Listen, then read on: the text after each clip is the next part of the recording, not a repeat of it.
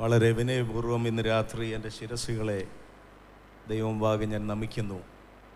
ദൈവസഭയുടെ ഈ 101ാമത് മഹാസമ്മേളനത്തിൽ ദൈവത്തിൻ്റെ വചനവുമായി എഴുന്നേറ്റ് നിൽക്കുവാൻ എന്നെ പ്രാപ്തനാക്കുന്ന സർവശക്തനായ ദൈവത്തിന് സകല മഹത്വവും അർപ്പിക്കുകയും അവസരമൊരുക്കിയ ദൈവസഭയുടെ നേതൃത്വത്തോട് ആത്മാർത്ഥമായി നന്ദി പറയുകയും ചെയ്യുന്നു.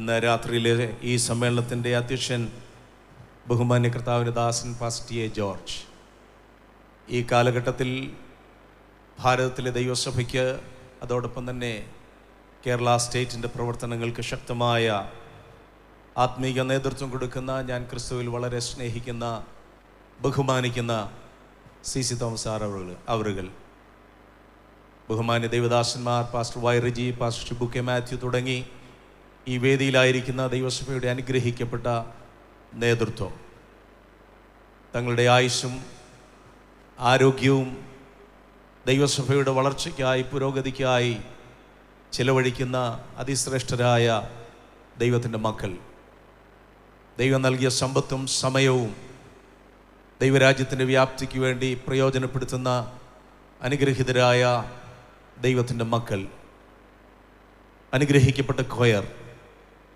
ഇന്ന് രാത്രി എനിക്ക് മുമ്പേ ദൈവത്തിൻ്റെ വചനം പങ്കുവച്ച വളരെ സ്നേഹവും അടുപ്പവുമുള്ള പ്രിയ സണ്ണിച്ചായൻ കുടുംബം, എനിക്ക് പിന്നാലെ ദൈവത്തിൻ്റെ വചനം സംസാരിക്കുന്ന ബഹുമാന്യ കർത്താവിൻ്റെ ദാസൻ പാസ്റ്റർ ജി മാത്യു, എല്ലാവരെയും ഓർത്ത് കർത്താവിനെ സ്തുതിക്കുകയും ഏവർക്കും, വിശേഷാൽ ഓൺലൈനിൽ ഈ ശുശ്രൂഷ ശ്രദ്ധിക്കുന്ന എല്ലാ പ്രിയപ്പെട്ടവർക്കും church of God central west റീജിയനിൽ നിന്നുള്ള പ്രത്യേക സ്നേഹവും വന്ദനവും ഈ അവസരത്തിൽ ഞാൻ അറിയിക്കുകയാണ്. പ്രതിസന്ധികളുടെ നടുവിലാണ് നമ്മുടെ മഹാരാജ്യം പ്രേക്ഷിത പ്രവൃത്തിയോടുള്ള ബന്ധത്തിൽ കടന്നു പോയിക്കൊണ്ടിരിക്കുന്നതെന്ന് നാം അറിയുന്നു. നിങ്ങളുടെ ആത്മാർത്ഥമായ പ്രാർത്ഥനയും കൂട്ടായ്മയും കഴിഞ്ഞ കാലങ്ങളിൽ ഞങ്ങൾക്കും അനുഗ്രഹമായിരുന്നു.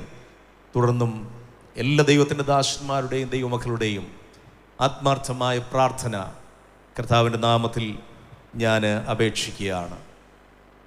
സ്ഥിരതയോടെ ഓടുക എന്നുള്ള അനുഗ്രഹിക്കപ്പെട്ട തീമിനെ കൂലങ്കഷമായി വിശകലനം ചെയ്ത് അപഗ്രഥിച്ച് കഴിഞ്ഞ 4 ദിവസങ്ങളായി അനുഗ്രഹിക്കപ്പെട്ട ദൈവത്തിൻ്റെ ദാസന്മാർ ദൈവവചനം സംസാരിച്ചു വരികയാണ്. എബ്രായ ലേഖനത്തെക്കുറിച്ച് തന്നെ ആഴത്തിലുള്ള അറിവുകൾ ദൈവത്തിൻ്റെ ദാസന്മാരിലൂടെ ഈ ദിവസങ്ങളിൽ പ്രാപിക്കുവാൻ നമുക്കിടയായി. കടന്നു വരുവാൻ കഴിഞ്ഞില്ലെങ്കിലും ഓൺലൈനിൽ ഞാൻ പല ശുശ്രൂഷകളും വീക്ഷിക്കുവാനായിട്ടിടയായി തീർന്നു. എബ്രായ ലേഖനത്തെ അപഗ്രഥിച്ച് ഓരോ ദൈവത്തിൻ്റെ ദാസന്മാർ അനുഗ്രഹിക്കപ്പെട്ട സന്ദേശങ്ങൾ പറഞ്ഞുകൊണ്ടിരിക്കുകയാണ്. എന്നിലും ബലവാന്മാർ പലരും എനിക്ക് പിന്നാലെ ഇനിയും വരുവാനായിട്ടുണ്ട്. ആ വലിയ ബോധ്യത്തോടുകൂടെയാണ് ഇന്ന് രാത്രി ഞാൻ നിങ്ങളുടെ മുമ്പിൽ നിൽക്കുന്നത്. ഒരു ചിന്തകൻ എബ്രായ ലേഖനത്തെ വിശകലനം ചെയ്തപ്പോൾ ഇങ്ങനെ പറഞ്ഞു. ആദ്യ അധ്യായങ്ങൾ പറയുന്നത് superiority of the person of Christ, യേശു ക്രിസ്തുവിൻ്റെ വ്യക്തിത്വത്തിൻ്റെ അപ്രമാദിത്വം, ശ്രേഷ്ഠത, അതാണ് ആരംഭ അധ്യായങ്ങൾ. ദൂതന്മാരെക്കാൾ, മോശയേക്കാൾ, പൂർവ്വപിതാക്കന്മാരെക്കാൾ, പ്രവാചകന്മാരെക്കാൾ ഒക്കെ അതിശ്രേഷ്ഠനായ നമ്മുടെ കർത്താവ്, വ്യക്തിത്വത്തിൽ അതിശ്രേഷ്ഠനായ കർത്താവ് തൻ്റെ വാഗ്ദത്ത പ്രകാരം ഈ രാത്രി നമ്മുടെ നടുവിൽ നടകൊള്ളുന്നു എന്ന്, തേജസ്സോടെ എഴുന്നള്ളിയിരിക്കുന്നുവെന്ന് വിശ്വസിക്കുന്ന എത്ര ദൈവമക്കൾ ഇന്ന് രാത്രി ഇവിടെയുണ്ട്? ഹല്ലേലൂയ! ഞാൻ കർത്താവിനെ സ്തുതിക്കുന്നു. അടുത്ത ഭാഗങ്ങൾ നമ്മോട് സംസാരിക്കുന്നത് superiority of the priesthood of Christ, Yesu ക്രിസ്തുവിൻ്റെ പൗരോഹിത്യത്തിൻ്റെ ശ്രേഷ്ഠതയാണ്. പൗരോഹിത്യത്തിൻ്റെ ശ്രേഷ്ഠതയാണ്.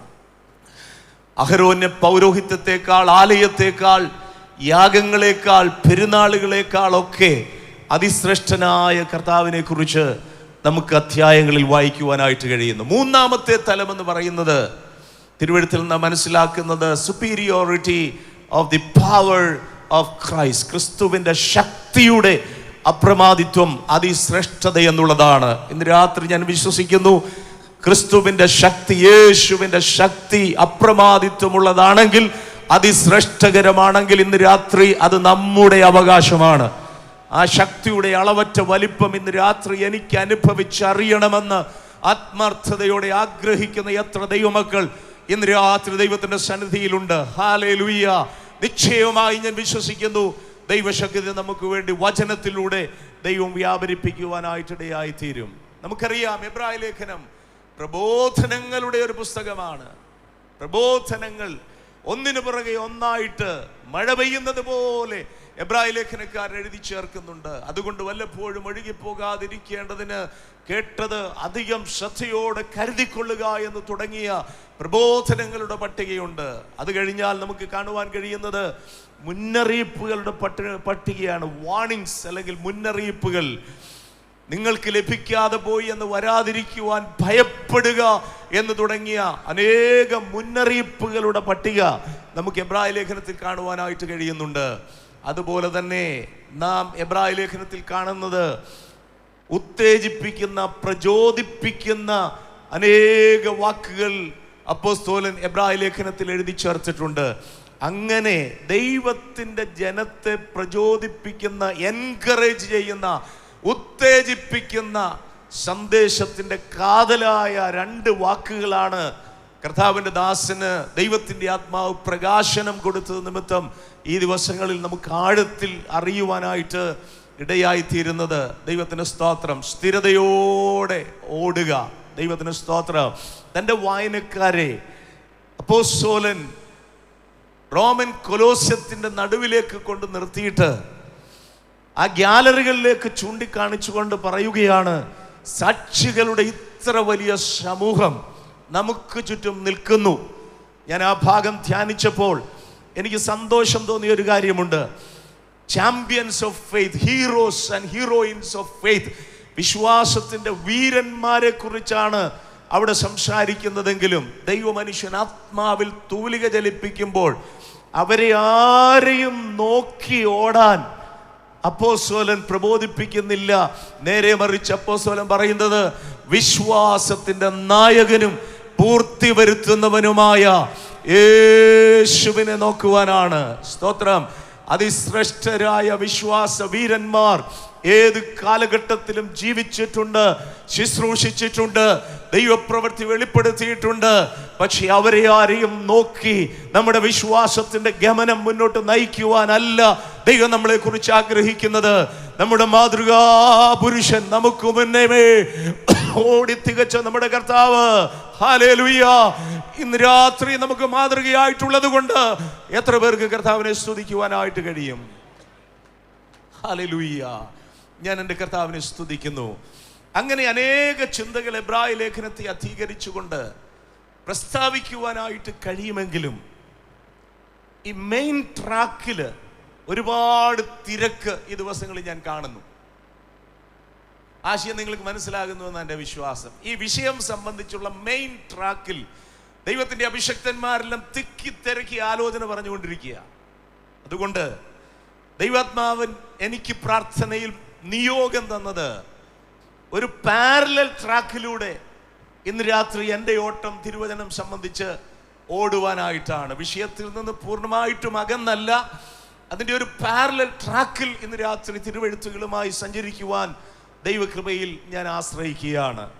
പ്രാരംഭമായി നമുക്കൊരു ദൈവവചന ഭാഗം ശ്രദ്ധിക്കാം. 1 കൊരിന്ത്യർ 9-ാം അധ്യായം അതിൻ്റെ 26, 27 വാക്യങ്ങൾ ദയവായി ദൈവദാസന്മാർ, ദൈവമക്കൾ ഒന്ന് ശ്രദ്ധിച്ചാട്ടെ. ആകയാൽ ഞാൻ നിശ്ചയമില്ലാത്തവണ്ണമല്ല ഓടുന്നത്, ആകാശത്തെ കുത്തുന്നത് പോലെയല്ല ഞാൻ മുഷ്ടിയുദ്ധം ചെയ്യുന്നത്. മറ്റുള്ളവരോട് പ്രസംഗിച്ച ശേഷം ഞാൻ തന്നെ കൊളരാത്തവനായി പോകാതിരിക്കേണ്ടതിന് എന്റെ ശരീരത്തെ ദണ്ഡിപ്പിച്ച് അടിമയാക്കുക അത്രേ ചെയ്യുന്നത്. പരിചിതമായ വാക്യത്തിൽ ഇന്ന് രാത്രി നാം ഒരുമിച്ച് ശ്രദ്ധ കേന്ദ്രീകരിക്കുമ്പോൾ നമ്മുടെ വിശ്വാസ ജീവിതവും ശുശ്രൂഷയും സംബന്ധിച്ച് ദൈവത്തിന്റെ പരിശുദ്ധാത്മാവ് വളരെ വ്യക്തമായ നിയോഗങ്ങൾ, ആലോചനകൾ, നടത്തിപ്പുകൾ നമുക്ക് നൽകിത്തരേണ്ടതിന് വളരെ വളരെ പ്രാർത്ഥനയോടുകൂടെ എല്ലാ പ്രിയപ്പെട്ടവരുമായിരിക്കണമെന്ന് കർത്താവിന്റെ നാമത്തിൽ ഞാൻ നിങ്ങളെ ഓർപ്പിക്കുന്നു. ആകയാൽ ഞാൻ നിശ്ചയമില്ലാത്തവണ്ണമല്ല ഓടുന്നത്, ആകാശത്തെ കുത്തുന്നത് പോലെ അല്ല മുഷ്ടിയുദ്ധം ചെയ്യുന്നത്. മറ്റുള്ളവരോട് പ്രസംഗിച്ച ശേഷം തന്നെത്താൻ കൊള്ളരുതാത്തവനായി തീരാതെ ഇരിക്കേണ്ടതിന് എൻ്റെ ശരീരത്തെ, എൻ്റെ ജഡത്തെ ദണ്ഡിപ്പിച്ച് അടിമയാക്കുകയത്രേ ചെയ്യുന്നത്. ആകയാൽ ഞാൻ നിശ്ചയമില്ലാത്തവണ്ണമല്ല ഓടുന്നത് എന്ന് പറഞ്ഞാൽ അപ്പോസ്തലൻ ഇവിടെ അർത്ഥമാക്കുന്നത് I have certainty, I have an aim, I have a goal. See, what is the purpose of Christian life? ക്രിസ്തീയ ജീവിതത്തിന്റെ ഉദ്ദേശം എന്താണ്, ലക്ഷ്യം എന്താണ് എന്ന് സാധാരണ ഏതൊരു പെന്തിക്കോസുകാരനോട് ചോദിച്ചാലും ഉടനെ പറയും സ്വർഗത്തിൽ പോവുക. നിശ്ചയമായും ആ ഉത്തരം തെറ്റല്ല. നമ്മുടെയൊക്കെ ആത്യന്തിക ലക്ഷ്യം അതാണ്. എന്നാൽ പ്രിയമുള്ളവരെ, ആ ലക്ഷ്യത്തിൽ നാം എത്തുന്നതിന് മുമ്പായി നാം പൂർത്തീകരിക്കേണ്ട ലക്ഷ്യങ്ങളുടെ പട്ടിക ഈ തിരുവെഴുത്ത് നമ്മോട് വ്യക്തമായി ഹൃദ്യമായി സംസാരിക്കുന്നുണ്ട്. ഏതൊരു ഓട്ടക്കാരനും അത്യന്താപേക്ഷിതമായ അതിപ്രാധാന്യതയുള്ള ഒന്നാമത്തെ കാര്യം എന്ന് പറയുന്നത് ലക്ഷ്യബോധമാണ്. ലക്ഷ്യബോധമില്ലാതെ നമ്മളെ എത്ര വേഗത്തിൽ ഓടിയാലും, ട്രാക്കിൽ ഓടിയാലും, എന്തെല്ലാം ക്രമീകരണങ്ങളോടുകൂടി ഓടിയാലും, എത്ര കയ്യടി കിട്ടിയാലും അതുകൊണ്ടൊന്നും അർത്ഥമില്ല. ലക്ഷ്യബോധത്തോടുകൂടെ ഓടുകയും ലക്ഷ്യത്തിലൊടുവിൽ എത്തിച്ചേരുകയും ചെയ്യുക എന്നുള്ളതാണ് നമ്മെ കുറിച്ചുള്ള ദൈവിക ഉദ്ദേശം എന്ന് പറയുന്നത്. ചില പരിഭാഷകൾ ഈ തിരുവെഴുത്ത് സംബന്ധിച്ച് പറയുന്നത് മറ്റു ചിലരെ പോലെ ലക്ഷ്യമില്ലാതെ വണ്ണമല്ല ഞാൻ ഓടുന്നത്. ചില പരിഭാഷകൾ അങ്ങനെയാണ് തിരുവെഴുത്തിൽ എഴുതി വച്ചിരിക്കുന്നത്. എന്ന് പറഞ്ഞാൽ അതിൻ്റെ അർത്ഥം ഈ ഓട്ടക്കളത്തിൽ ഓടുന്ന എല്ലാവരും ലക്ഷ്യബോധത്തോടുകൂടി ഓടുന്നവരല്ല. മുന്നമേ സംസാരിച്ച കർത്താവിന്റെ ദാസൻ പറഞ്ഞതുപോലെ പല കാരണങ്ങളാൽ, പല സാഹചര്യങ്ങളാൽ കൂട്ടത്തിലോടുന്ന അനേക ആളുകളെ, ഒറ്റയ്ക്കോടുന്ന അനേക ആളുകളെ പ്രിയപ്പെട്ടവരെ നമുക്ക് കാണുവാനായിട്ട് കഴിയും. എന്നാൽ ഇന്ന് രാത്രി എനിക്ക് മുമ്പിലായിരിക്കുന്ന ദൈവത്തിന്റെ മക്കൾ, ദൈവത്തിന്റെ ദാസന്മാർ വ്യക്തമായ ലക്ഷ്യബോധത്തോടുകൂടെ തങ്ങളുടെ ക്രിസ്തീയ ജീവിതവും ശുശ്രൂഷയും നയിക്കുന്നവരാകിയാൽ ഞാൻ എൻ്റെ കർത്താവിനെ സ്തുതിക്കുകയാണ്. We focus on our goal. A few important goals of Paul's life. പൗലോസിന്റെ ജീവിതത്തിന്റെ വളരെ അതിപ്രധാനമായ ചില ലക്ഷ്യബോധങ്ങളെ നമ്മുടെ ആത്മീയ പ്രചോദനത്തിനായി ഇന്ന് രാത്രി നിങ്ങൾക്ക് മുമ്പിൽ വയ്ക്കുവാനാണ് ഞാൻ ദൈവകൃപയിൽ ആശ്രയിക്കുന്നത്. നാം വായിച്ച അതേ വാക്യത്തിന്റെ രണ്ടാമത്തെ ഭാഗം നമ്മളോട് പറയുന്നത് എന്തെന്ന് ചോദിച്ചാൽ, മറ്റുള്ളവരോട് പ്രസംഗിച്ച ശേഷം ഞാൻ തന്നെ കൊള്ളരുതാത്തവനായി തീരാതെ ഇരിക്കേണ്ടതിന് എൻ്റെ ശരീരത്തെ, എൻ്റെ ജഡത്തെ ഞാൻ ദണ്ഡിപ്പിച്ച് അടിമയാക്കുകയാണ്. വിശദീകരണത്തിന്റെ ആവശ്യമില്ലാതെ ഇന്ന് രാത്രി നമുക്ക് മനസ്സിലാകും, നമ്മുടെ ഓട്ടത്തിന് തടസ്സം സൃഷ്ടിക്കുന്ന, ലക്ഷ്യത്തിൽ നാം എത്തിച്ചേരുന്നതിന് തടസ്സം സൃഷ്ടിക്കുന്ന ജഡത്തിന്റെ ഇഷ്ടാനിഷ്ടങ്ങളെ നാം സബ്ജുഗേറ്റ് ചെയ്ത് കീഴ്പ്പെടുത്തി മുന്നോട്ട് പോയെങ്കിൽ മാത്രമേ നമുക്ക് ജയാളികളാകുവാനായിട്ട് കഴിയുകയുള്ളൂ. ദൈവത്തിന് സ്തോത്രം. അപ്പോൾ പൗലോസ് തന്റെ അന്തരംഗത്തിൽ കാത്തു സൂക്ഷിക്കുന്ന അതിപ്രധാനമായ ഒരു ചിന്ത, എൻ്റെ ഓട്ടം, എൻ്റെ യുദ്ധം ആത്യന്തികമായി എത്തിച്ചേരേണ്ടത് ദൈവത്തിന്റെ അംഗീകാരത്തിന്റെ മേഖലയിലാണ്. ഞാൻ കൊള്ളരുതാത്തവനായി തീരരുത് എന്നുള്ള ആഗ്രഹം തൻ്റെ അകത്ത് വായിക്കുമ്പോൾ നമുക്ക് മനസ്സിലാക്കുവാൻ കഴിയും, താൻ കൊള്ളാകുന്നവനായി ദൈവമുമ്പാകെ കാണപ്പെടുവാൻ ആഗ്രഹിക്കുന്ന വ്യക്തിത്വമാണ്. ഇന്ന് രാത്രി എന്നെ കേൾക്കുന്ന ദൈവമക്കളെ, അതിപ്രാധാന്യതയുള്ള ഒരു വിഷയത്തിന് നേരെ ഇന്ന് രാത്രി പരിശുദ്ധാത്മാവ് വിരൽ ചൂണ്ടി നമ്മളോട് സംസാരിക്കുകയാണ്. നമ്മുടെ ക്രിസ്തീയ ജീവിതത്തിൽ, നമ്മുടെ ക്രിസ്തീയ ശുശ്രൂഷയിൽ നാം പ്രാപിച്ചെടുക്കേണ്ട, നേടിയെടുക്കേണ്ട, ലക്ഷ്യം കാണേണ്ട ഒന്നാമത്തെ കാര്യം എന്ന് പറയുന്നത് it is the approval of God. അവന്റെ അംഗീകാരം, അവന്റെ സ്വീകാര്യത. ദൈവത്തിന് സ്തോത്രം. നമുക്കറിയാം, കമ്പനികളിലൊക്കെ മാസ് പ്രൊഡക്ട്സ് ഇങ്ങനെ ഉണ്ടാക്കി കൊണ്ടുവരും. ഓരോ മിനിറ്റിലും നൂറുകണക്കിന്, ആയിരക്കണക്കിന് ഉൽപ്പന്നങ്ങൾ കമ്പനികളിൽ, ഫാക്ടറികളിൽ പുറത്തേക്ക് വരും. അങ്ങനെയുള്ള സ്ഥാപനങ്ങളിലൊക്കെ ജോലി ചെയ്തിട്ടുള്ളവർക്കറിയാം, ആ പ്രൊഡക്ഷന്റെ ഏറ്റവും അവസാനത്തെ ഭാഗമെന്ന് പറയുന്നത് ക്വാളിറ്റി ചെക്കാണ്. Quality check. ഏത് പ്രൊഡക്റ്റും അവസാനമായിട്ട് ക്വാളിറ്റി ചെക്കിന് വിധേയമായിട്ട് ഒന്നുകിൽ ഒരു സ്റ്റിക്കർ, ഓക്കെ എന്നുള്ള ഒരു സ്റ്റിക്കർ അടിക്കും, അല്ലെങ്കിൽ എന്തെങ്കിലും അതിൽ പതിപ്പിക്കും. ആ പതിപ്പ് ഇല്ലാത്ത, ആ അംഗീകാരമില്ലാത്ത, ആ മുദ്രയില്ലാത്ത ഒരു സാധനവും നമുക്ക് ന്യായമായ നിലയിൽ മാർക്കറ്റിൽ ലഭ്യമല്ല. ഉൽപ്പന്നം ആ കമ്പനിയുടേതാണെങ്കിലും ആയിരക്കണക്കിന് ഉൽപ്പന്നങ്ങൾ ഒരേ സമയത്ത് പുറത്തേക്ക് വന്നുവെങ്കിലും പ്രിയമുള്ളവരെ നാം മനസ്സിലാക്കണം, അതിൽ അംഗീകാരത്തിന്റെ മുദ്ര പതിക്കാത്ത ഒരു സാധനത്തിനും മാർക്കറ്റിലെത്തുവാൻ കഴിയാതെ അത് വേസ്റ്റായിട്ട്, അത് ബംഗാറായിട്ട് വലിച്ചെറിയുന്നത് നമ്മുടെ കണ്ണിന്റെ മുമ്പിൽ നാം കാണുന്നതാണ്. ഇന്ന് രാത്രി എന്നെ കേൾക്കുന്ന ദൈവത്തിന്റെ മക്കളോട്, ദൈവത്തിന്റെ ദാസന്മാരോട്, ദൈവത്തിന്റെ ആത്മാവിൽ എനിക്ക് പറയുവാനുള്ളത്, നമ്മുടെ ജീവിതത്തിന്റെ മേൽ, നമ്മുടെ ശുശ്രൂഷയുടെ മേൽ ദൈവത്തിന്റെ അംഗീകാരത്തിന്റെ മുദ്ര, ഓ hallelujah, seal of divine approval ഇന്ന് രാത്രി ആഗ്രഹിക്കുന്ന എത്ര പ്രിയപ്പെട്ടവരുണ്ട്?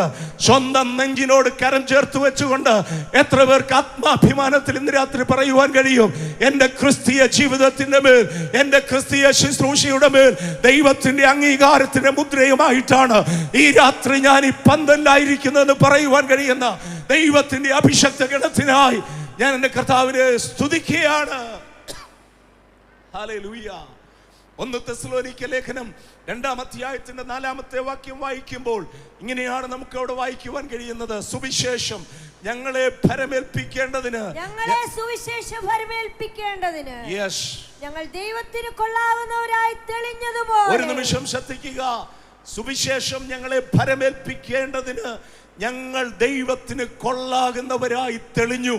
പ്രാഗൽഭ്യത്തോടെ പൗലോസ് പറയുകയാ, വെറുതെയല്ല ഈ സുവിശേഷം ഞങ്ങളുടെ കയ്യിൽ ഭരമേൽപ്പിച്ചത്, അതിന് കൊള്ളാകുന്നവരായി ഞങ്ങൾ തെളിഞ്ഞു. ഈ സത്യം നമ്മെ ഭരമേൽപ്പിക്കുവാൻ, ഈ സുവിശേഷം നമ്മെ ഭരമേൽപ്പിക്കുവാൻ, ഈ വചനം നമ്മെ ഭരമേൽപ്പിക്കുവാൻ, ഈ ശുശ്രൂഷ നമ്മിൽ ഏൽപ്പിക്കുവാൻ, ഈ കൃപാവരം നമ്മിൽ ഏൽപ്പിക്കുവാൻ, പ്രിയമുള്ളവരെ, നമുക്ക് പുകഴ്ചയായി പറയുവാൻ ഒന്നുമില്ല എന്നുള്ളത് ഒരു ഭാഗത്ത് സത്യമായിരിക്കുമ്പോൾ മറുഭാഗത്ത് ദൈവത്തിന്റെ വചനം പറയുന്നു, അവന്റെ മുമ്പിൽ ഇത് ഏൽപ്പിക്കാൻ കൊള്ളാകുന്നവരായിട്ട് തമ്പുരാൻ നമ്മെ കണ്ടു. Hallelujah. Oh praise the Lord. Hallelujah. കൊള്ളാകുന്നവരായി കണ്ടു, ഏൽപ്പിച്ചു. അതുകൊണ്ട് തീർന്നില്ല. ഇന്ന് രാത്രി ശ്രദ്ധിക്കണം, എന്നെ കൊള്ളാകുന്നവനായി കണ്ടു, എന്നെ ഏൽപ്പിച്ചു. നല്ല കാര്യം, നല്ല കാര്യം. പൗലോസ് അവിടെ നിർത്തുകയല്ല. അടുത്ത വാചകങ്ങൾ ഇന്ന് രാത്രി ദൈവമൊക്കെ ശ്രദ്ധിക്കണം. അതുകൊണ്ട് ഞങ്ങൾ മനുഷ്യരെയല്ല, ഞങ്ങൾ മനുഷ്യരെയല്ല, ഞങ്ങളുടെ ഹൃദയ ശോധന ചെയ്യുന്ന ദൈവത്തെ അത്രേ പ്രസാദിപ്പിച്ചുകൊണ്ട് സംസാരിക്കുന്നത്. ശ്രദ്ധിക്കുക ദൈവമക്കളെ, പൗലോസ് പറയുകയാണ്, ഒരിക്കൽ ഞങ്ങളെ കൊള്ളാകുന്നവരായി കണ്ടിട്ട് സുവിശേഷം ഭരമേൽപ്പിച്ചു. അതുകൊണ്ട് തൃപ്തരായിരിക്കാനല്ല, ഞങ്ങളുടെ ജീവിതത്തിൽ, ഞങ്ങളുടെ ശുശ്രൂഷയിൽ ഇനിയും മനുഷ്യന്റെ അംഗീകാരത്തിന് വേണ്ടിയല്ല ഞങ്ങൾ ജീവിക്കുന്നത്, മനുഷ്യന്റെ കൈയടിക്ക് വേണ്ടിയല്ല ഞങ്ങൾ ശുശ്രൂഷിക്കുന്നത്, മനുഷ്യന്റെ പുകഴ്ചയ്ക്ക് വേണ്ടിയല്ല ഞങ്ങൾ സുവിശേഷത്തിന്റെ സാക്ഷിയാകുന്നത്. നേരെ മറിച്ച് ഞങ്ങളുടെ ഹൃദയം ശോധന ചെയ്യുന്ന, ഞങ്ങളുടെ ഉള്ളം നന്നായി അറിയുന്ന ഞങ്ങളുടെ ദൈവത്തിന്റെ അംഗീകാരത്തിനായി, അവന്റെ സ്വീകാര്യതയ്ക്കായി, അവന്റെ പ്രസാദത്തിനായി ഇന്ന് രാത്രിയും ഞങ്ങൾ അധ്വാനിക്കുന്നുവെന്ന്, ഞങ്ങൾ ശുശ്രൂഷിക്കുന്നുവെന്ന് എത്ര ദൈവമക്കൾക്ക് പറയുവാനായിട്ട് കഴിയും? എത്ര ദൈവദാസന്മാർക്ക് പറയുവാനായിട്ട് കഴിയും? ഹല്ലേലൂയ. ഞങ്ങളുടെ ഹൃദയം ശോധന ചെയ്യുന്ന ദൈവത്തെ, ഹല്ലേലൂയ. നിങ്ങൾക്കാർക്കും ഇപ്പോൾ എൻ്റെ ഹൃദയം അറിയുവാനായിട്ട് കഴിയുകയില്ല. എൻ്റെ വാക്കുകളെയാണ് നിങ്ങൾ ഇന്ന് രാത്രി ശ്രദ്ധിച്ചു കൊണ്ടിരിക്കുന്നത്. എന്നാൽ ഇവിടെ നിന്ന് നിങ്ങളുടെ മുമ്പിൽ സംസാരിച്ചു കൊണ്ടിരിക്കുമ്പോഴും എൻ്റെ ഹൃദയം ദൈവത്തിൻ്റെ മുമ്പാകെ നഗ്നവും മലർന്നതുമായിട്ട് കിടക്കുന്നു എന്ന് ഇന്ന് രാത്രി എനിക്ക് ബോധ്യമുണ്ടാകണം. ഇവിടെ ആയിരിക്കുന്ന ഓരോരുത്തർക്കും ആ ബോധ്യമുണ്ടാകുവാനിടയായി തീരണം. അവിടെ നിന്നൊരു കാര്യം കൂടെ ഞാൻ പറയട്ടെ. ദൈവത്തിന് കൊള്ളാകുന്നവരായി തെളിഞ്ഞാൽ, ഹല്ലേലൂയ, ചിലരോട് ആത്മാവിൽ ഇന്ന് രാത്രി ഞാൻ ദൂത് വിളിച്ചു പറയുകയാ, നീ ദൈവത്തിന്റെ മുമ്പാകെ കൊള്ളാകുന്നവനായി തെളിഞ്ഞാൽ, അതിനുവേണ്ടി നീ പരിശ്രമിച്ചാൽ ദൈവം നിന്നെ ചിലത് ഏൽപ്പിക്കും. ദൈവം നിന്നെ ചിലതേൽപ്പിക്കും. ഇന്നലകളിൽ നീ ഏറ്റുവാങ്ങിയതല്ലാതെ ആത്മനിയോഗത്തിൽ ഇന്ന് രാത്രി ഞാൻ വിളിച്ചു പറയുകയാണ്, അഭിഷക്തന്മാരെ, ദൈവമക്കള്, ഇന്നലകളിൽ പലതും ദൈവം നമ്മെ ഏൽപ്പിച്ചു.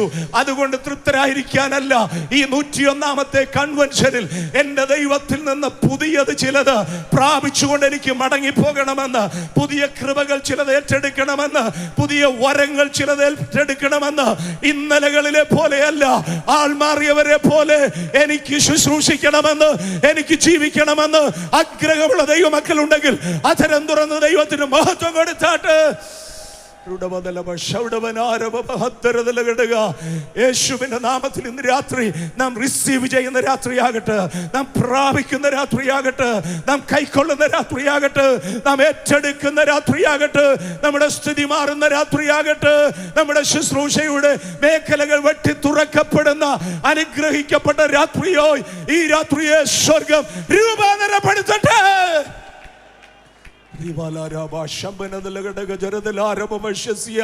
ആരുടെയൊക്കെയോ അന്തരാത്മാവിൽ പരിശുദ്ധാത്മാവ് അതിശക്തമായി ഇടപെട്ടുകൊണ്ടിരിക്കുകയാണ്. Hallelujah, hallelujah. ഇരിക്കുന്ന ഇരിപ്പിടങ്ങളിൽ അനുഭവിക്കുന്ന ദൈവ സാന്നിധ്യം, വ്യാപരിക്കുന്ന ദൈവകൃപ, നിന്നിടുന്ന ദൈവ തേജസ് ഇന്ന് രാത്രി ഞാൻ ആത്മാവിൽ കണ്ടുകൊണ്ടാണ് ഇവിടെ നിന്നുകൊണ്ട് സംസാരിക്കുന്നത്. ഈ പന്തലിൽ അങ്ങേ അറ്റം മുതൽ ഇങ്ങേറ്റം വരെ വെളിപ്പെടുന്ന ഒരു ദൈവ സാന്നിധ്യമുണ്ട്. എല്ലാവർക്കും അനുഭവിക്കുവാൻ കഴിയണമെന്നില്ല, പക്ഷെ അനുഭവിക്കുന്ന ദൈവമക്കൾക്കായി ഈ രാത്രി ഞാൻ എന്റെ കർത്താവിനെ സ്തുതിക്കുകയാണ്.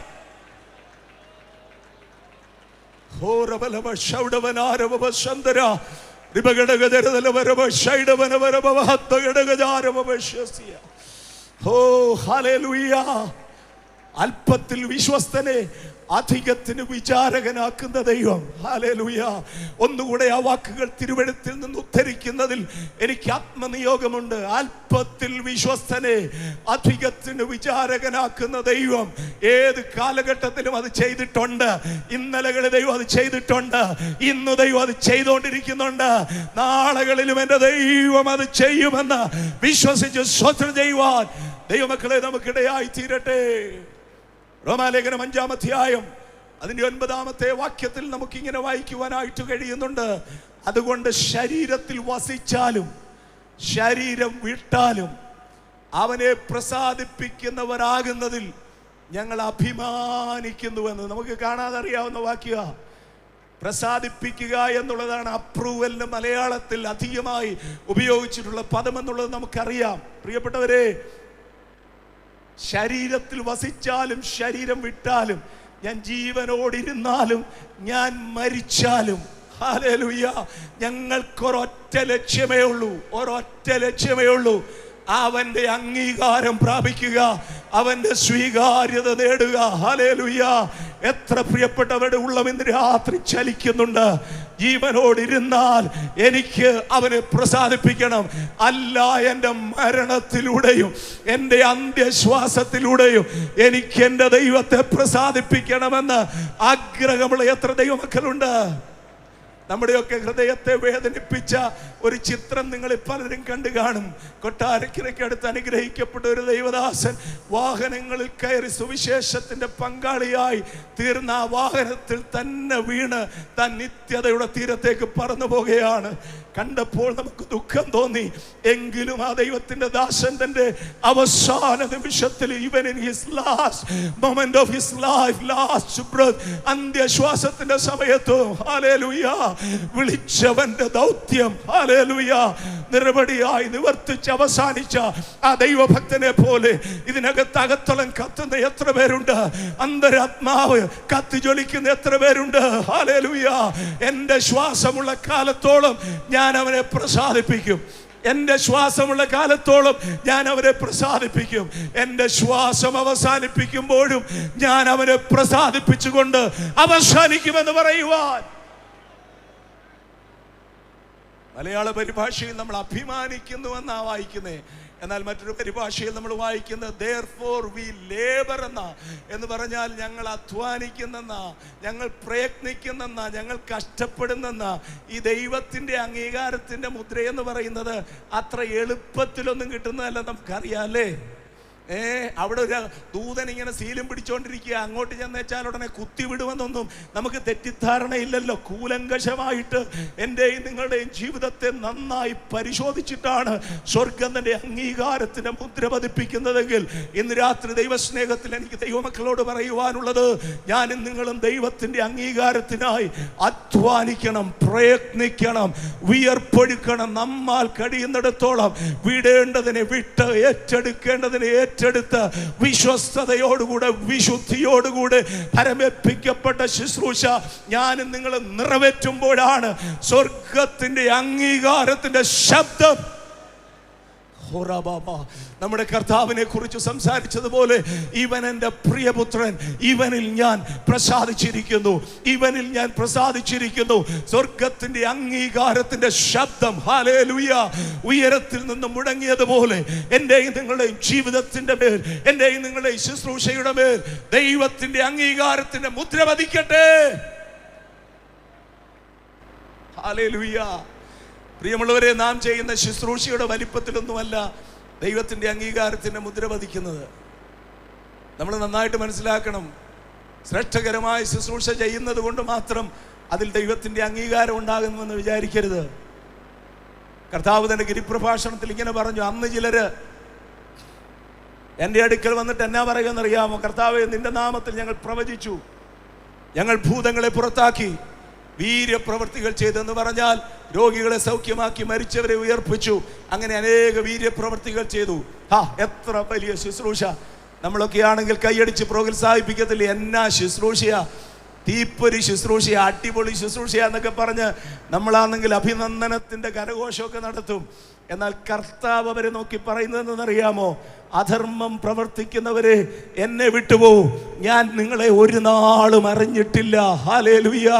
ദൈവത്തിന്റെ അംഗീകാരത്തിന്റെ സ്വീകാര്യതയുടെ മുദ്ര ആ ശുശ്രൂഷകന്മാരുടെ മേൽ, ആ പ്രവാചകന്മാരുടെ മേൽ, ആ വീര്യപ്രവർത്തികൾ ചെയ്തവരുടെ മേൽ ഉണ്ടായില്ല എന്നുള്ളത് ഇന്ന് രാത്രി തിരിച്ചറിയുമ്പോൾ, ഞാൻ ഉൾപ്പെടുന്ന അഭിഷക്ത വൃന്ദം ഇന്ന് രാത്രി തിരിച്ചറിയേണ്ട ഒരു കാര്യമുണ്ട്. നമ്മുടെ ശുശ്രൂഷ എല്ലായ്പ്പോഴും ദൈവിക അംഗീകാരത്തിന്റെ അടയാളമായിട്ട് നമ്മൾ എടുക്കരുത്. ഒന്നുകൂടെ ഇന്ന് രാത്രി ഞാൻ ഓർപ്പിക്കുകയാണ്, ദൈവിക അംഗീകാരത്തിന്റെ അടയാളമായിട്ട് നമ്മുടെ ശുശ്രൂഷയെ ഒരിക്കലും നാം എടുക്കരുത്. അങ്ങനെ ദൈവം നമ്മളെ ശുശ്രൂഷ ഏൽപ്പിക്കുന്നെങ്കിൽ നല്ലത്, ഞാനതിൽ സന്തോഷിക്കുന്നു. എന്നാൽ എല്ലായ്പ്പോഴും ശുശ്രൂഷയല്ല ദൈവിക അംഗീകാരത്തിന്റെ അടയാളം എന്നുള്ളത് ഈ വാക്യം നമ്മളോട് പറയുന്നു. ഇനി മറുവശം, ദൈവത്തിൽ നിന്ന് പ്രാപിക്കുന്ന നന്മകളും ഉയർച്ചകളും ഒക്കെയാണോ ദൈവിക അംഗീകാരത്തിന്റെ മുദ്ര? അങ്ങനെയെങ്കിൽ കൊരിന്ത്യർ ലേഖനത്തിൽ നാം വായിക്കുന്നില്ലേ, സഹോദരന്മാരെ, നമ്മുടെ പിതാക്കന്മാരെല്ലാം മേഘത്തിന്റെ കീഴിലായിരുന്നു, അവരൊക്കെ മേഘത്തിലും സമുദ്രത്തിലും സ്നാനമേറ്റ് മോശയോട് ചേർന്നു. എന്നിട്ട് അവര് ആത്മീയാഹാരം തിന്നു, ആത്മീയ പാനീയം കുടിച്ചു. അവരെ അനുഗമിച്ച് ആത്മീയ പാറയിൽ നിന്നാണ് അവർ കുടിച്ചത്. ആ പാറ ക്രിസ്തുവായിരുന്നു. അതൊക്കെ കേൾക്കുമ്പോൾ നമുക്ക് ഭയങ്കര സന്തോഷം തോന്നും. എന്നാൽ നമ്മെ ദുഃഖിപ്പിക്കുന്ന വർത്തമാനമാണ് അടുത്തത് എഴുതി വെക്കുന്നത്. എങ്കിലും അവരിൽ മിക്ക പേരിലും ദൈവം പ്രസാദിച്ചില്ല. എങ്കിലും അവരിൽ മിക്ക പേരിലും ദൈവം പ്രസാദിച്ചില്ല. എന്റെ വിഷയത്തോടുള്ള ബന്ധത്തിൽ ഞാൻ പറയുകയാ, അവരിൽ മിക്ക പേരിലും, ബഹുഭൂരിപക്ഷം ആളുകളിലും ദൈവത്തിന്റെ അംഗീകാരത്തിന്റെ സ്വീകാര്യതയുടെ മുദ്ര പതിക്കപ്പെടുവാനായിട്ടിടയായി തീർന്നില്ല. അതുകൊണ്ട് ഇന്ന് രാത്രി എനിക്ക് പറയുവാനുള്ളത്, മന്ന കിട്ടുന്നു എന്നുള്ളതല്ല വിഷയം. കാടപ്പച്ചി കൊട്ടക്കണക്കിന് പറക്കണക്കിന് എണ്ണിയെടുക്കുന്നു എന്നുള്ളതല്ല വിഷയം. പാറയിൽ നിന്ന് പുറപ്പെട്ട വെള്ളം കുടിക്കാൻ കിട്ടിയതെന്നുള്ളതല്ല പ്രിയപ്പെട്ടവരെ. മേഘത്തിന്റെ തണലിൽ എയർ കണ്ടീഷൻഡ് സിറ്റുവേഷനിൽ യാത്ര ചെയ്യാൻ കഴിഞ്ഞെന്നുള്ളതല്ല വിഷയം. അതിനകത്ത് രണ്ടുപേരുണ്ടായിരുന്നു, 18 വയസ്സ്, ഓ ഹല്ലേലൂയ, തികഞ്ഞ രണ്ടുപേരുണ്ടായിരുന്നു. ഒരു യോശുവയും ഒരു കാലേബും. ഹല്ലേലൂയ. 6 ലക്ഷത്തിലധികം പുരുഷന്മാർ ഇറങ്ങി തിരിച്ചതിന്റെ കൂട്ടത്തിൽ നിന്ന് രണ്ടുപേരുടെ മേൽ സ്വർഗത്തിന്റെ അംഗീകാരത്തിന്റെ മുദ്ര പതിച്ചെങ്കിൽ ഇന്ന് രാത്രി ആയിരങ്ങൾ ഇരിക്കുന്ന ഈ പന്തലിൽ എല്ലാവരുടെയും അടുക്കൽ ദൈവത്തിന്റെ അംഗീകാരത്തിന്റെ മുദ്ര അടുത്തു വരണമെന്നില്ല. എന്നാൽ ഇതിനകത്ത് ചിലരുടെ മേൽ പതിക്കുന്ന ദൈവത്തിന്റെ കരത്തിനായി, ദൈവത്തിന് വേണ്ടിയുള്ള ചെറിയ ശേഷിപ്പിനായി ദൈവം തനിക്ക് വേണ്ടി കണ്ടിരിക്കുന്ന, മാറ്റി നട്ടിരിക്കുന്ന ജീവിതങ്ങൾക്കായി ഇന്ന് രാത്രി ഞാൻ എന്റെ കർത്താവിനെ സ്തുതിക്കുകയാണ്. ഹല്ലേലൂയ. ശുശ്രൂഷയാകണമെന്നില്ല അംഗീകാരത്തിന്റെ അടയാളം. ഭൗതിക നന്മകളാകണമെന്നില്ല അംഗീകാരത്തിന്റെ അടയാളം. ഇനിയും ഞാനും നിങ്ങളും മനസ്സോടോ മനസ്സില്ലാതോ കൊടുക്കുന്ന ദശാംശത്തിന്റെയോ സ്തോത്ര കാഴ്ചയുടെയോ വിശേഷ സംഭാവനയുടെയോ അളവുമല്ല അംഗീകാരത്തിന്റെ മുദ്ര. ധനവാന്മാര് പലരും പള്ളിയിൽ വന്ന് ഭണ്ഡാരത്തിൽ പൈസ ഇട്ടേച്ചു പോകുമ്പോ നോക്കി നിന്ന കർത്താവ്, ഹല്ലേലൂയ, ഒരൊറ്റ ധനികന്റെയും കോൺട്രിബ്യൂഷന് മുമ്പിൽ പ്രതികരിച്ചില്ല. കർത്താവ് മൗനമായിട്ട് നിന്നു. കർത്താവൊക്കെ നിന്നത് കൊണ്ട് കാണിച്ചാണ് അവരൊക്കെ ഇട്ടതെന്ന എൻ്റെ ഒരു വിചാരം എന്ന് പറയുന്നത്. പ്രമുഖ വ്യക്തികളൊക്കെ നിൽക്കാമെങ്കിൽ നമ്മളൊക്കെ മനസ്സു തുറന്ന് പല കാര്യങ്ങളും ചെയ്യാറുണ്ടല്ലോ എന്നതുപോലെ ആയിരിക്കും ഒരു പക്ഷേ ചെയ്തത്. കർത്താവ് പ്രതികരിച്ചില്ല. പിന്നത്തെ പ്രതികരണത്തിൽ നിന്ന് നമുക്ക് മനസ്സിലാകുന്നത് ഇഷ്ടം പോലെ ഉണ്ടല്ലോ, പിന്നെ ഇച്ചിരി കൊടുത്താൽ എന്താ എന്നുള്ള ചിന്തയാണ്. എന്നാൽ ഒരു പാവപ്പെട്ട വിധവ 2 കാശ് ഹല്ലേലൂയ ആ ഭണ്ഡാരത്തിൽ അർപ്പിച്ചപ്പോൾ കർത്താവിനോട് അടങ്ങി നിൽക്കാൻ കഴിഞ്ഞില്ല, കർത്താവിനോട് മൗനമായി നിൽക്കുവാൻ കഴിഞ്ഞില്ല. ഹല്ലേലൂയ. അവളുടെ ഉള്ള അവസ്ഥയെ അറിഞ്ഞ കർത്താവ് പറയുകയാണ്, എല്ലാവരെക്കാളും അധികം ഈ സ്ത്രീയാണ് ഇട്ടിരിക്കുന്നത്. ഇന്ന് രാത്രി ആരും നിനക്ക് ആർപ്പ് വിളിച്ചില്ലെങ്കിലും, ആരും നിന്നെ അംഗീകരിച്ചില്ലെങ്കിലും, ആരും നിന്റെ അവസ്ഥകളെ മറ്റുള്ളവരോട് പ്രഘോഷിച്ചില്ലെങ്കിലും, ഈ രാത്രി ഞാൻ ഒരു കാര്യം പറയാ, നിന്നെ കാണുന്ന കണ്ണുകൾ ഇവിടെയുണ്ട്. ഓ ഹല്ലേലൂയ. ഇന്ന് രാത്രി നമ്മെ കാണുന്ന കണ്ണുകൾ ഇവിടെയുണ്ട്.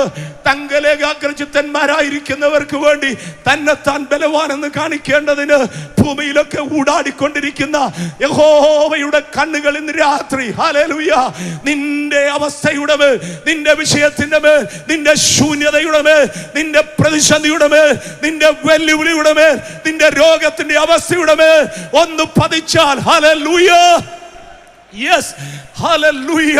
എത്ര പേർക്ക് വിശ്വസിച്ച് ഇന്ന് രാത്രി ഏറ്റെടുക്കുവാനായിട്ട് കഴിയും? അഗ്നിജ്വാലയ്ക്കൊത്ത കണ്ണുകൾ ഇന്ന് രാത്രി ചിലരുടെ മേൽ പതിക്കുന്നത് ആത്മാവിൽ കണ്ടുകൊണ്ടാണ് പ്രിയമുള്ളവരെ ഞാൻ സംസാരിക്കുന്നത്. ആ കണ്ണുകൾ ഇന്ന് രാത്രി നമ്മെ കണ്ടു കഴിഞ്ഞാൽ അത് മനസ്സലിവുള്ള കണ്ണുകളാണ്.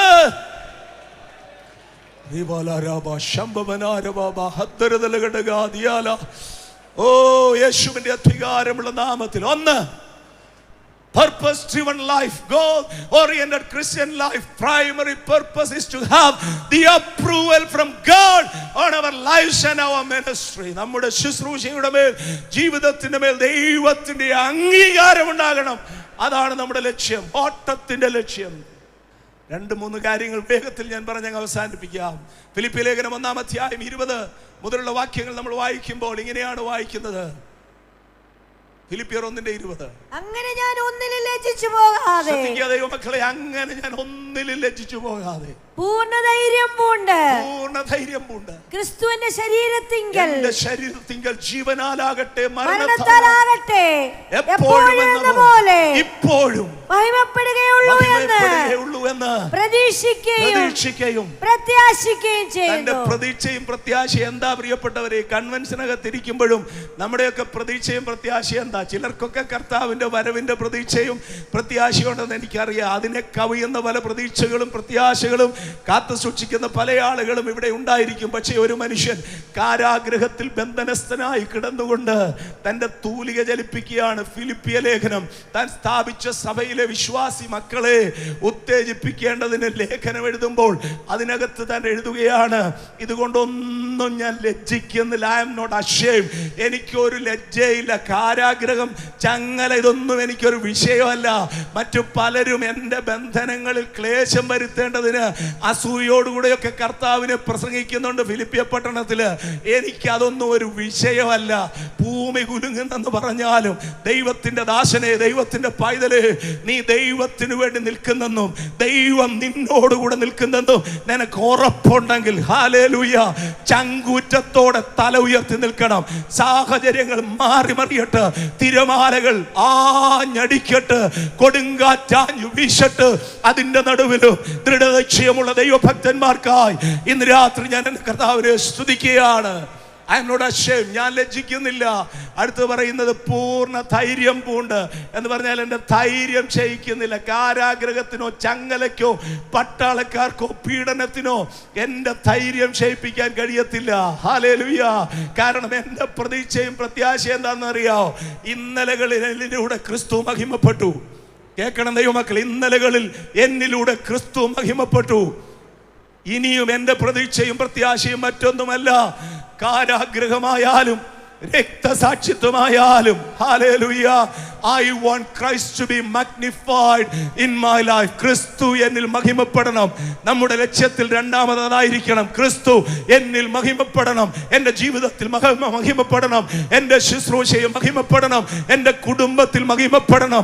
ദൈവസഭയിൽ ആകമാനം മഹിമപ്പെടേണ്ടത് മറ്റാരുടെയും നാമമല്ല, ക്രിസ്തുവിന്റെ നാമമാണ്. ക്രിസ്തുവിന്റെ നാമമാണ്. ആ നാമത്തെ ഇന്ന് രാത്രി മഹിമപ്പെടുത്തുവാൻ ഇതിനകത്ത് എത്ര പേരുണ്ട്? ആ നാമത്തിന് സ്തോത്രം ചെയ്യാൻ എത്ര പ്രിയപ്പെട്ടവരുണ്ട്? സകല നാമത്തിനും മേലായ ആ നാമത്തെ ഇന്ന് രാത്രി ദൈവമക്കൾ ഒരുമിച്ചൊന്ന് ഉയർത്തിക്കാട്ട്. Hallelujah. Have the approval of God. Magnify the Lord through your life and your death. മൂന്നാമത്തെ കാര്യം എനിക്ക് പറയുവാനുള്ളത് 1 കൊരിന്ത്യർ 9 അധ്യായത്തിന്റെ 22-23 വാക്യങ്ങൾ വായിക്കുമ്പോൾ അവിടെ നമ്മൾ ഇങ്ങനെയാണ് വായിക്കുന്നത്. മുകളിലുള്ള വാക്യങ്ങളിൽ പൗലോസ് പറയുന്നുണ്ട്, യഹൂദനെ നേടേണ്ടതിന് ഞാൻ യഹൂദനെ പോലെയായി, ബലഹീനനെ നേടേണ്ടതിന്, ന്യായപ്രമാണമുള്ളവനെ നേടേണ്ടതിന്, ഇല്ലാത്തവനെ നേടേണ്ടതിന്, എല്ലാ കാര്യങ്ങളും പറഞ്ഞതിന് ശേഷം ഇങ്ങനെ വല്ല വിധേനയും ചിലരെ രക്ഷിക്കേണ്ടതിന്, somehow I want to win a few souls, ചിലരെ രക്ഷിക്കേണ്ടതിന് ഞാൻ എല്ലാവർക്കും എല്ലാമായി തീർന്നു. ഞാൻ എല്ലാവർക്കും എല്ലാമായി തീർന്നു. അടുത്ത വാക്യത്തിൽ സുവിശേഷത്തിൽ ഒരു പങ്കാളിയായി തീരേണ്ടതിന് ഞാൻ സകലവും സുവിശേഷ നിമിത്തം ബേണിംഗ് ഡിസയർ, തൻ്റെ ഉള്ളിൽ കത്തുന്ന ആഗ്രഹം കണ്ടോ? കത്തുന്ന ആഗ്രഹം കണ്ടോ പ്രിയപ്പെട്ടവരെ? എനിക്ക് വല്ല വിധേനയും ചിലരെ രക്ഷിക്കണം. ഈ കൺവെൻഷനിൽ പലതും പ്രാപിക്കുന്നത് നല്ലതാ, പക്ഷെ ദൈവസഭയോട് ആത്മാവിൽ എനിക്ക് പറയുവാനുള്ളത് ഒരാത്മഭാരം. ഹല്ലേലൂയ. ഒരാത്മഭാരം ഇന്ന് രാത്രി നമ്മുടെ അകത്ത് ദൈവം തരേണ്ടതിന് നമുക്ക് എത്ര പേർക്ക് ദൈവത്തോട് പ്രാർത്ഥിക്കുവാൻ കഴിയും? നമ്മുടെ പ്രസ്ഥാനത്തിന് കെട്ടുപണികൾ ആവശ്യമാണ്. ഞാനും അതിന് മുന്നിൽ നിന്ന് അധ്വാനിച്ചിട്ടുള്ളയാളാണ്, ഇന്നും അധ്വാനിക്കുന്നയാളാണ്. എന്നാൽ ഒരു ഭാഗത്ത് കെട്ടുപണികൾ നടക്കുമ്പോൾ സുവിശേഷീകരണത്തെ നമുക്ക് മറക്കുവാൻ കഴിയുകയില്ല, മാറ്റിവെക്കുവാൻ കഴിയുകയില്ല, രണ്ടാമതായി കാണുവാൻ കഴിയുകയില്ല. ഹല്ലേലൂയ. ഞാൻ സുവിശേഷം അറിയിക്കുന്നില്ല എങ്കിൽ എനിക്ക് അയ്യോ കഷ്ടമെന്ന് പറഞ്ഞ പൗലോസിനെ പോലെ ഇന്ന് രാത്രി എത്ര പേർക്ക് നെഞ്ചിന് കരം കൊടുത്തുകൊണ്ട് പറയുവാൻ കഴിയും, സുവിശേഷത്തിന്റെ സാക്ഷിയാകേണ്ടതിനാണ് എന്നെ ദൈവം വിളിച്ചത്. ഹല്ലേലൂയ. രണ്ട് കാര്യങ്ങളോട് വേഗത്തിൽ പറയാം. അപ്പോസ്തലപ്രവൃത്തി 20-24 വാക്യം, എങ്കിലും ഞാൻ എൻ്റെ പ്രാണനെ, ഒരു മനുഷ്യന്റെ, ഒരു ക്രിസ്ത്യാനിയുടെ, ഒരു ശുശ്രൂഷകന്റെ ഏറ്റവും ആഴമേറിയ സമർപ്പണത്തിന്റെ വാചകങ്ങളാ. എങ്കിലും ഞാൻ എൻ്റെ പ്രാണനെ വിലയേറിയതായി എണ്ണുന്നില്ല. എൻ്റെ ഓട്ടവും ദൈവകൃപയുടെ സുവിശേഷത്തിന് സാക്ഷ്യം പറയേണ്ടതിന് നമ്മുടെ കർത്താവായ യേശു ക്രിസ്തു തന്ന ശുശ്രൂഷയും fulfil your ministry. Fulfil your ministry. ഇത് പാസ്റ്റർമാരെ കുറിച്ച് പറയുന്നതാണെന്ന് വിചാരിക്കരുത്. 1 പത്രോസ് 4:10 നമ്മൾ വായിക്കുന്നത്, ഓരോരുത്തരും വരം ലഭിച്ചതുപോലെ വിവിധങ്ങളായുള്ള ദൈവകൃപയുടെ നല്ല ഗ്രഹവിചാരകന്മാരായി അതിനെ കൊണ്ട് അന്യോന്യം സേവിക്കാനായി എന്ന് പറഞ്ഞാൽ, ഇവിടെ ഇരിക്കുന്ന ഓരോ വിശ്വാസിക്കും, ഓരോ ദൈവ മനുഷ്യനും, ഓരോ ദൈവ പൈതലിനും ദൈവം ഏൽപ്പിച്ചിട്ടുള്ള ഒരു ശുശ്രൂഷയുണ്ട്.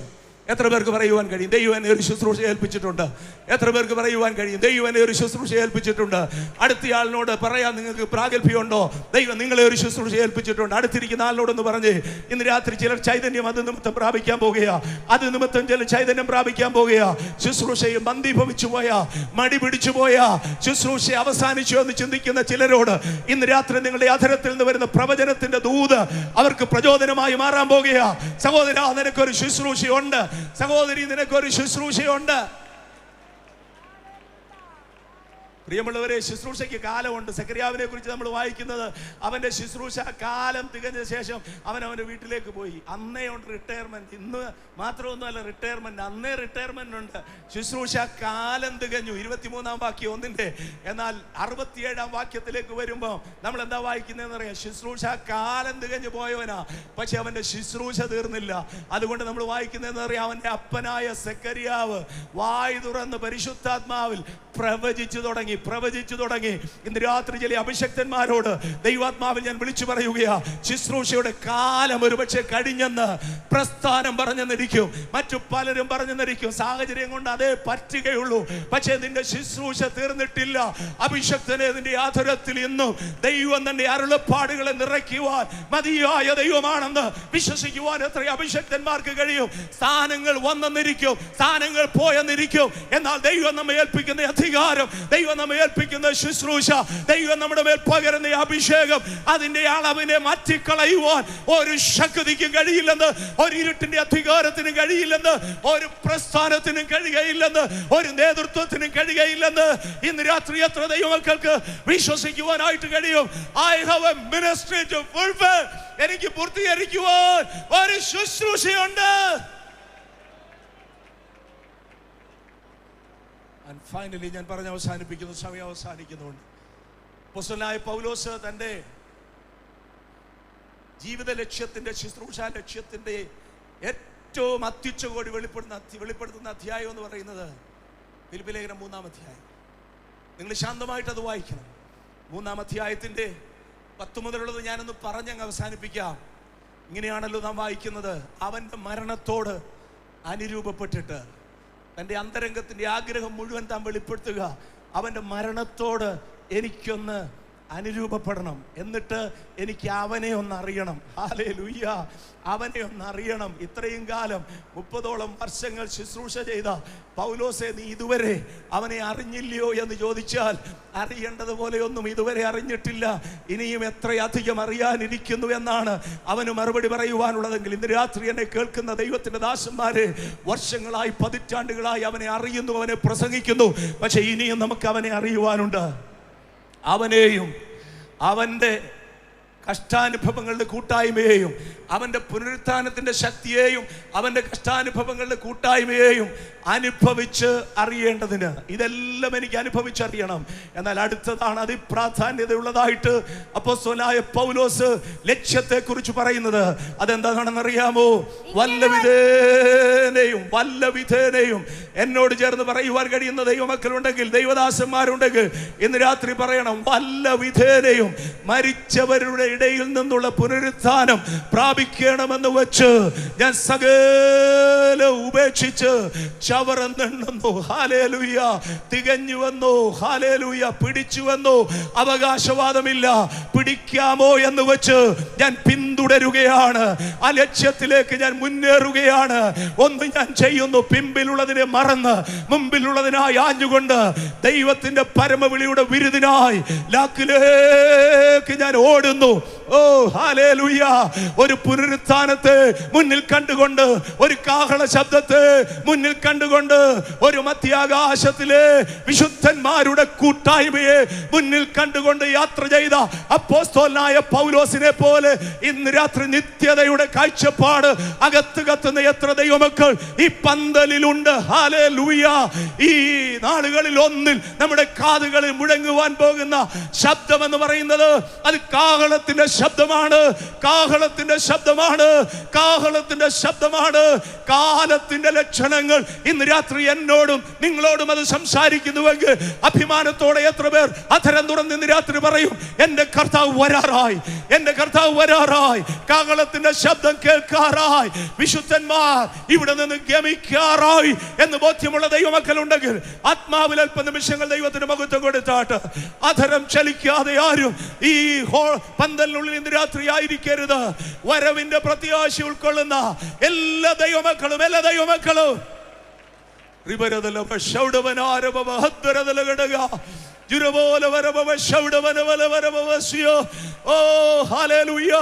വല്ലവിധേനയും മരിച്ചവരുടെ ഇടയിൽ നിന്നുള്ള പുനരുത്ഥാനം പ്രാപിക്കണം എന്ന് വെച്ച് That is the ultimate goal of my life. എൻ്റെ ജീവിതത്തിന്റെ ആത്യന്തിക ലക്ഷ്യം അതാണ്.